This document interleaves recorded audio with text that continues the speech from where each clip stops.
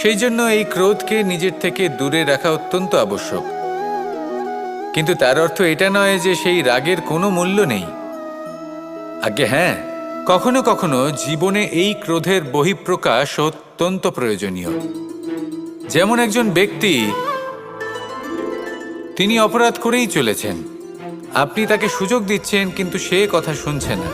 সে এই বিভ্রান্তি নিয়ে জীবন অতিবাহিত করছে যে সে যেটা করছে সেটাই হলো উচিত, আর এটাই ভেবে সে অধর্মের পথে অগ্রসর হচ্ছে।